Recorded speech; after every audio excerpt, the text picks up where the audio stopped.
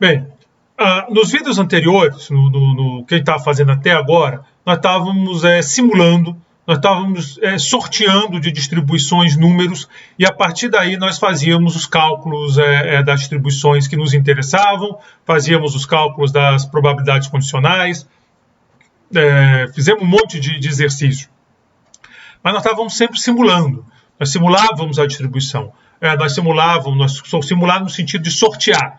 Nós sorteamos de uma binomial para saber quantos cestas eu ia acertar, ou quantos drops vinham do boys.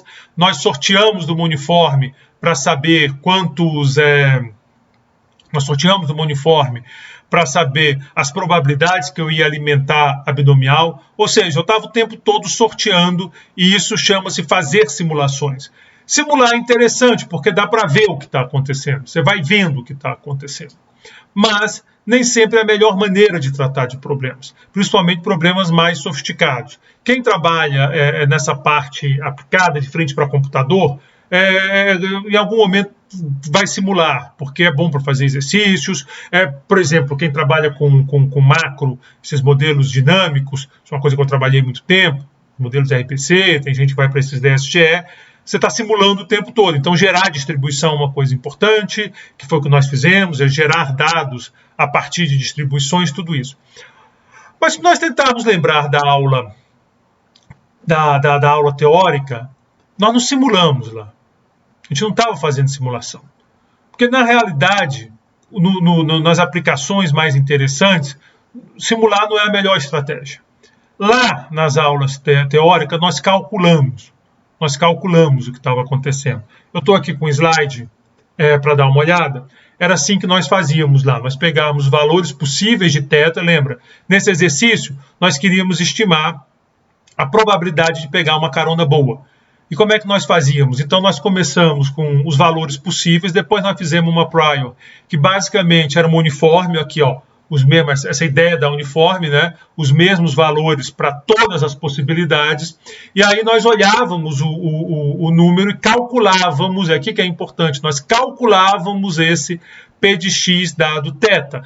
Até então nós estamos simulando esse P de x dado θ, mas agora nós vamos calcular, mas aqui nós calculávamos, nós botamos uma binomial, está aqui, ó, pegávamos a binomial, e a partir dessa função nós calculávamos o P de x dado θ, o P de x, né, condicionado no θ que nós tínhamos observado. Então esse é o tipo de exercício que eu vou fazer agora. Não vou mais simular para obter essas distribuições, eu vou calcular, seguindo essa lógica que nós já vimos na nossa aula. Então, como eu estou dizendo aqui, esses métodos, uma característica de métodos bayesianos é muita capacidade de processamento, então você tem que buscar muita eficiência, e o caminho do cálculo é mais interessante. Antes, só lembrar alguns conceitos, né? Se eu coloco P n drops igual a 11, eu estou falando de uma probabilidade. A probabilidade de n drops ser igual a 11.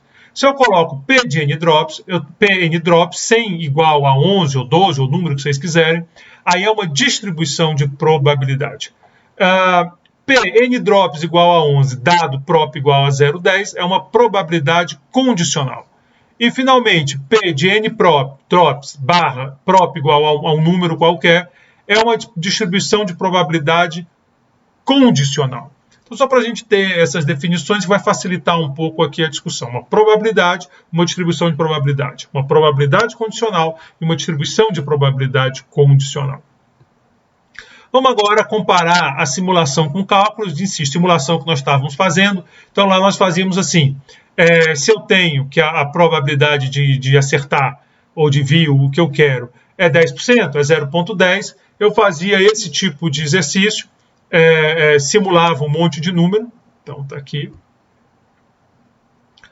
Isso aqui são vários, isso aqui por 100 mil vezes eu repito o experimento de matar 100 e ver quantos vieram, matar 100 boys e ver quantos veio da espada que eu queria, ou então de arremessar 6 bolas na cesta e somar quantas eu acertei. Se você quiser olhar esse n-drops,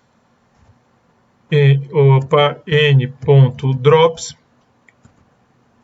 está aqui o que é o n-drops. Está aqui, são esses números que vão dando. É o que a gente vai fazendo até então.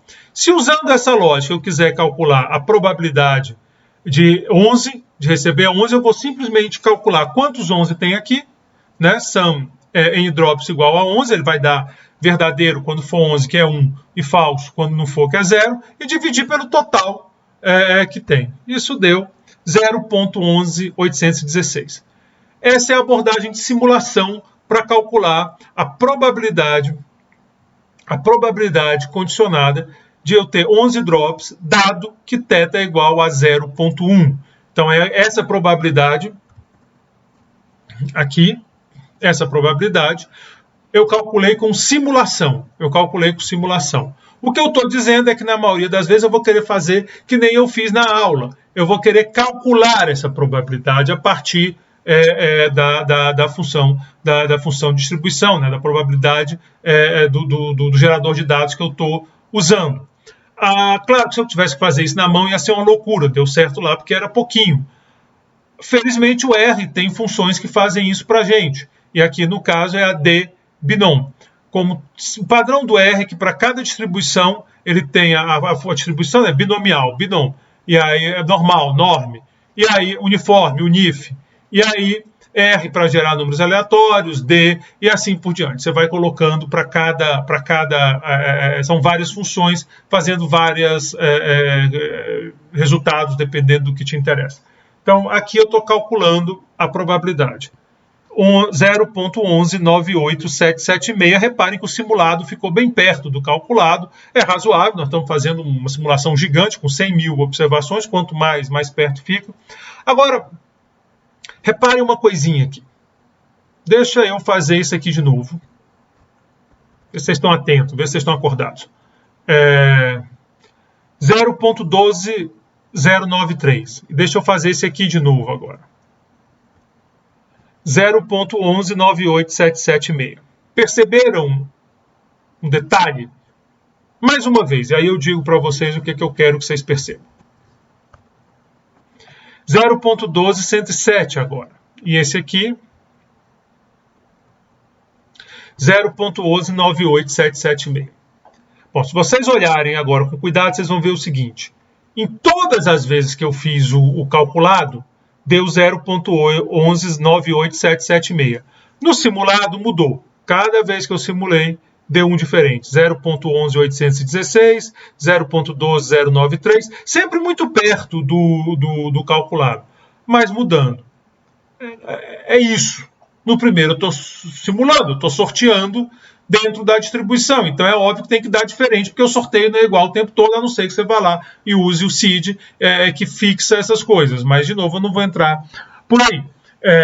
Até porque eu quero que fique mudando para vocês perceberem a diferença. O outro eu calculei, então não dá para ficar mudando o tempo todo. O cálculo está lá, ele pegou a distribuição e calculou o que está acontecendo, que nem nós fizemos lá na aula teórica, que nós calculamos. Então pode ter arredondamento, mas não pode ficar mudando o tempo todo. Então o que nós vamos fazer agora é aquela discussão, só que usando cálculo no lugar de simulação. Nós vamos calcular as coisas. E por que isso? Porque calcular é mais eficiente do que simular.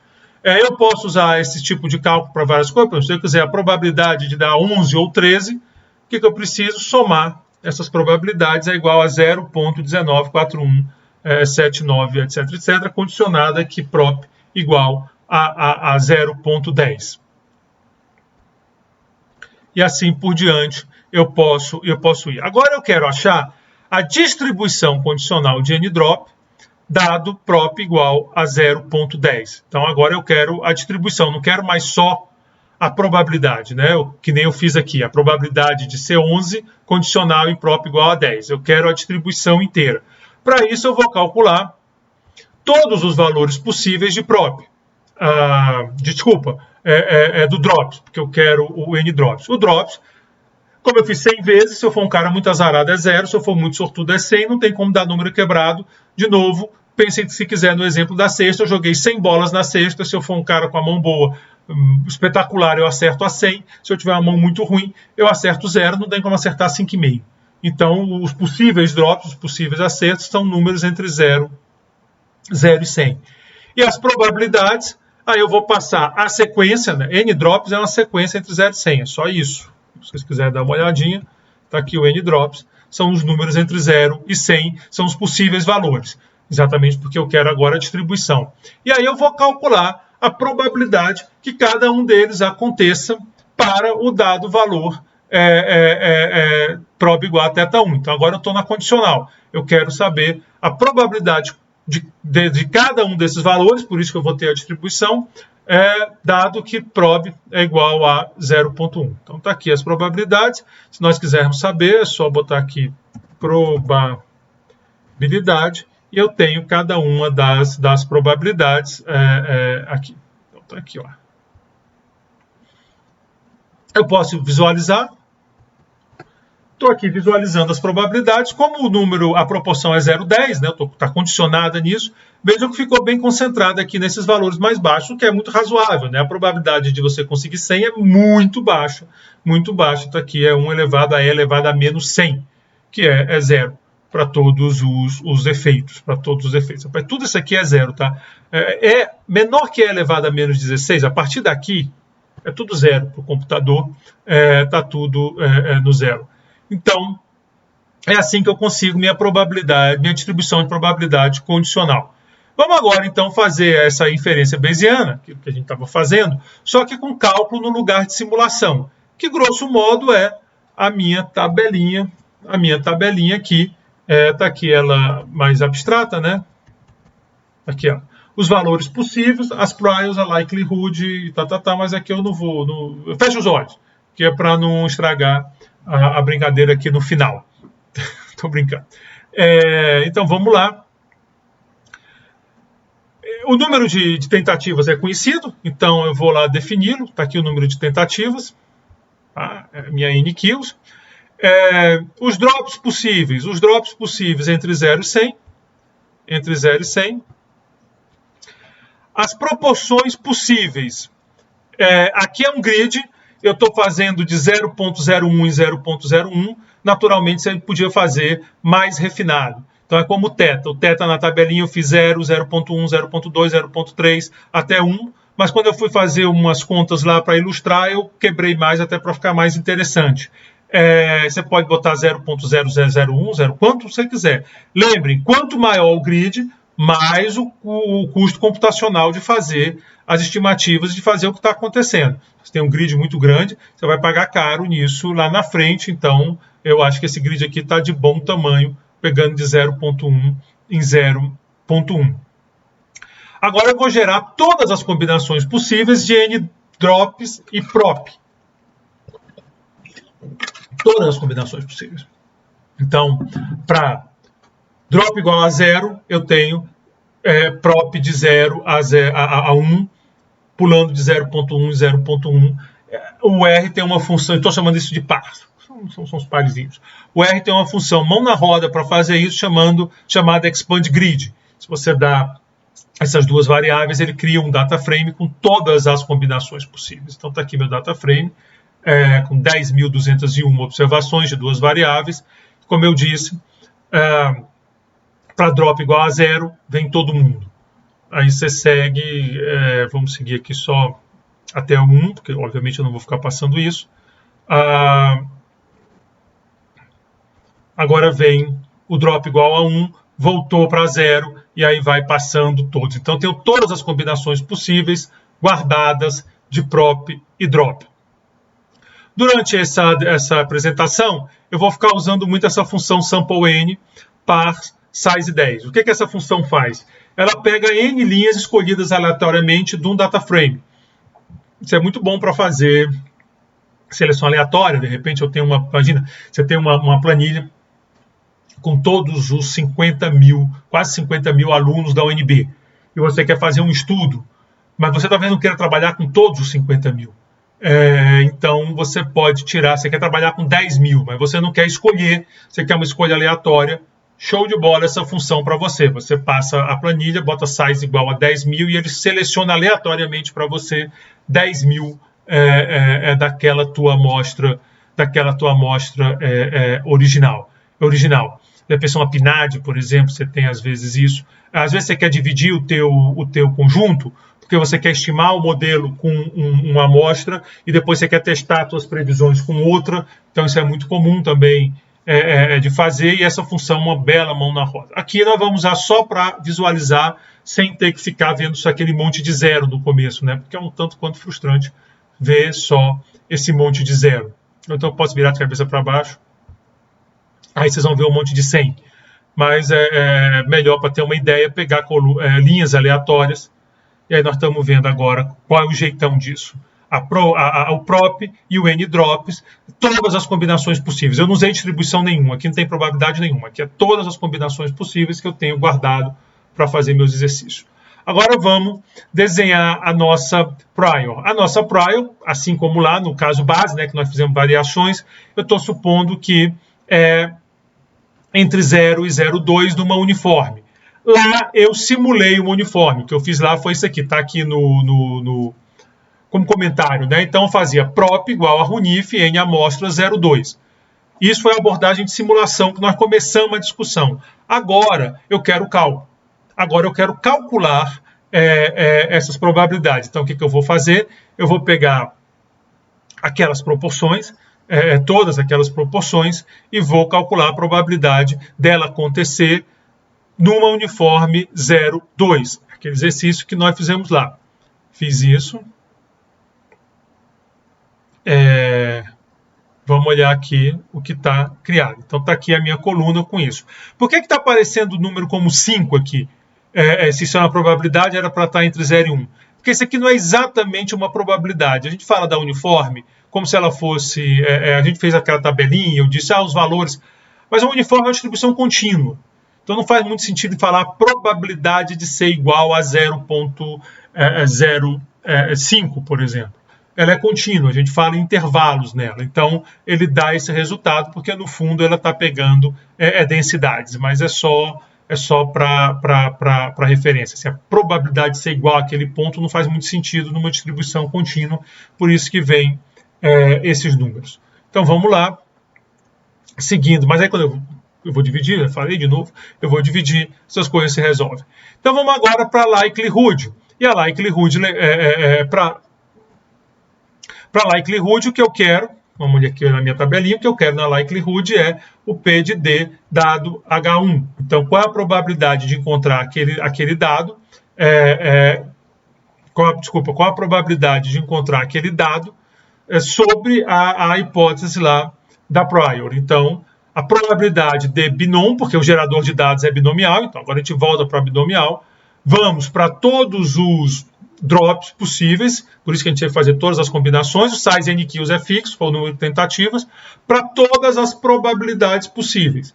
Então, eu vou para cada um daquele par, para cada parzinho ali, eu vou calcular a probabilidade de acontecer a partir de uma binomial, que é o meu gerador de dados. Então, para cada, por exemplo, qual é a probabilidade de n-drop ser 65, condicionada a prop igual a 0,13. Por isso que eu tinha que ter todas as combinações para gerar essa coluna.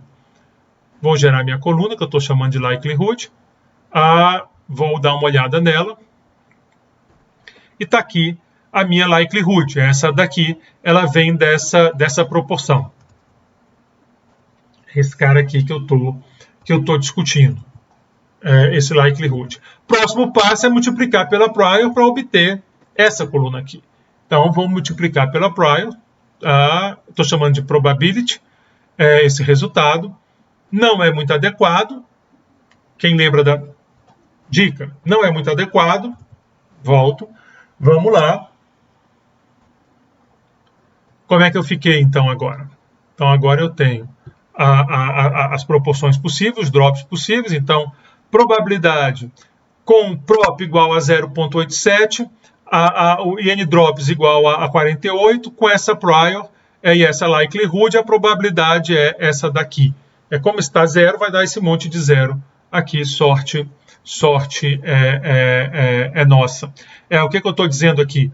Você perguntar qual é a probabilidade da proporção ser 0,87, é zero.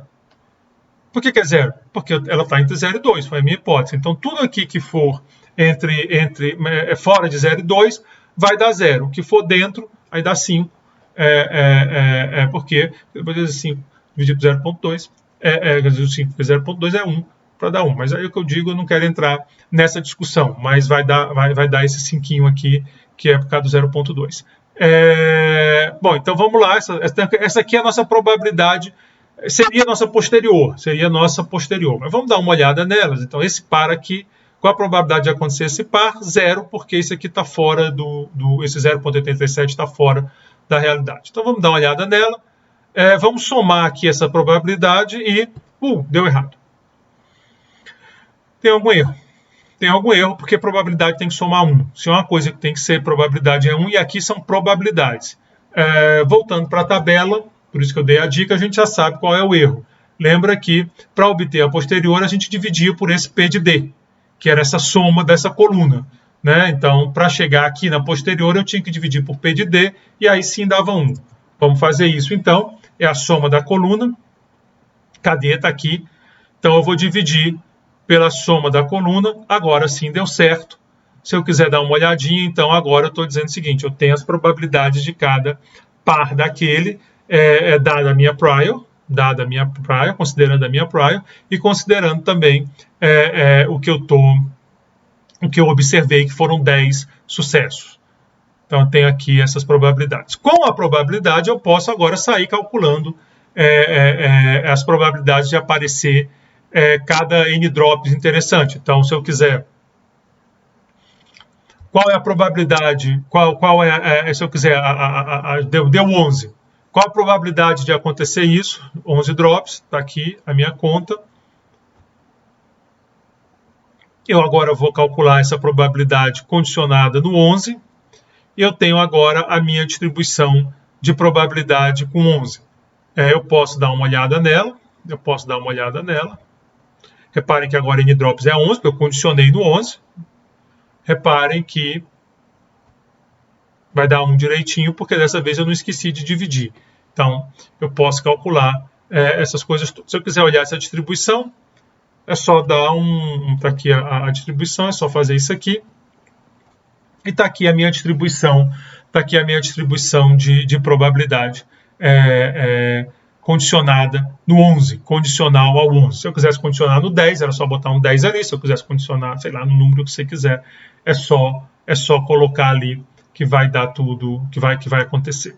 Bom, nessa altura do campeonato, vocês já desconfiaram que nós estamos usando o teorema de Bayes, ou regra de Bayes, como vocês quiserem chamar, que é P de A dado B igual a P de B dado A, vezes P de A, dividido pela soma de PBA vezes PA. Se a gente usar aquela notação de D dados θ parâmetro, P de θ dado D é igual a P de D dado θ vezes P de θ, dividido pelaquela soma, que é a soma daquele produto que nós fizemos, que está aqui na tabelinha também. Só para lembrar, a gente viu na outra aula, mas só para lembrar, P de θ dado D é a probabilidade do parâmetro conhecido os dados, uma vez que você conheceu os dados. P de D dado θ é a probabilidade relativa dos dados, dado os diferentes valores do parâmetro, então é a likelihood, estou botando esse relativo para não dar aquele probleminha. Então, é a probabilidade dos dados dado o parâmetro. P de θ é a probabilidade dos parâmetros sem conhecer os dados, é a prior. E, finalmente, a soma P de D, D de θ, é essa soma das likelihoods ponderada pela prior, que é aquele P de D que a gente falava, que é a probabilidade dos dados. Nós já fizemos essa conta, é exatamente aquela conta que nós fizemos aqui. Então, primeiro, fizemos o produto, depois dividimos pela soma, né? Então, é exatamente essa conta que nós fizemos, foi aplicar a regra de Bayes, que é seguindo esse padrão. Só que, em vez de tabelinha, nós programamos. E aí nós temos essa distribuição final, distribuição posterior, que aparece aqui. Se pegar o exemplo do θ, como eu disse, nós fazemos exatamente isso, nós saímos daqui. Outra coisa é que lá, a gente botou os valores possíveis de θ, aqui tinha o θ para cada proporção, mas é mais legal, a gente está simulando, não precisa ter tão arrumadinho. Aqui, quando a gente calculou só para o 0,2, se eu bem me lembro. Está aqui, θ 0,2.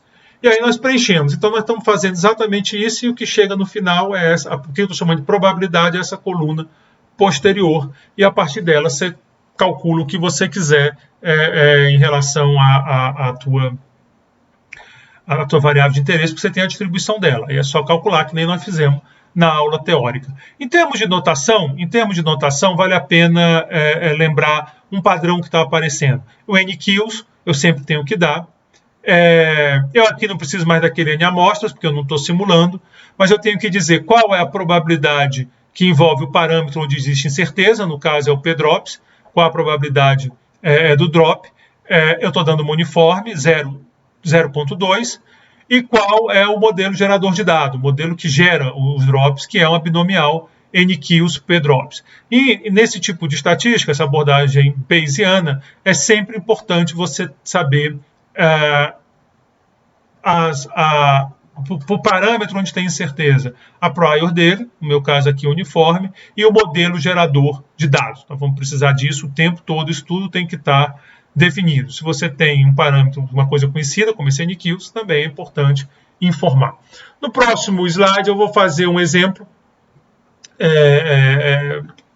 para motivar um pouco e encerrar essa parte dessa que eu chamei de brevíssima introdução à estatística bayesiana. Mas vou fazer o exemplo para a gente pegar um pouco o gosto de tudo isso, mas vou fazer num próximo vídeo para não arriscar isso ficar muito grande. Então, obrigado pela atenção, até o próximo vídeo.